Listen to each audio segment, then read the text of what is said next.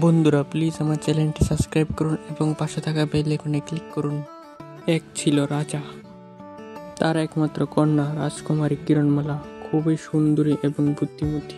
কিন্তু রাজা খুব চিন্তায় ছিলেন, কারণ রাজকুমারীর হাসি অনেক দিন ধরে হারিয়ে গেছে। অনেক ওঝা ডাক্তার এসে চেষ্টা করেছে, কিন্তু কি রাজকুমারীকে হাসাতে পারেনি। একদিন রাজ্যে এলো এক দরিদ্র যুবক, নাম তার রূপ। সেই রাজার কাছে এসে বলল, আমি রাজকুমারীকে হাসাতে পারি। সবাই অবাক, কিন্তু রাজা তাকে সুযোগ দিলেন। রূপ রাজকুমারীর সামনে গিয়ে তার ছোট্ট বাঁশি বাজালো। তখনই হঠাৎ করে এক পাখি রূপের সামনে নাচতে শুরু করলো।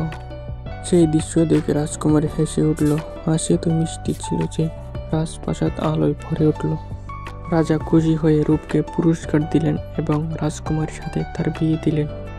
রূপ ও কিরণমালা সুখে শান্তিতে বসবাস করতে লাগলো। আর জাদুর পাখি রাজার বাগানে থেকে গেল আর প্রতিদিন রাজ্যে খুশির বার্তা নিয়ে আসতো। এরকম মজার মজার গল্প পেতে এখনই আমাদের চ্যানেলটি সাবস্ক্রাইব করে লাইক শেয়ার কমেন্ট করে আমাদের পাশে থাকুন। ধন্যবাদ।